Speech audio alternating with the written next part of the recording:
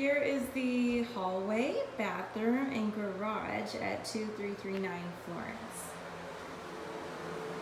We missed the bathroom.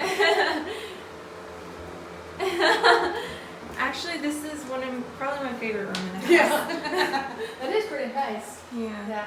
And then the garage. Got a washer dryer. In the garage.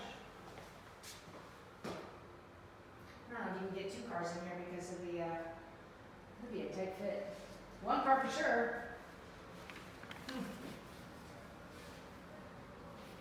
Where is the hot water tank? It's not out here. It's weird. Oh, here it is.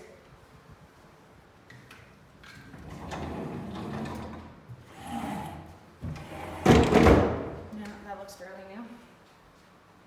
It's got the new stand and everything. Oh, nice. And the earthquake straps. Yep. Good.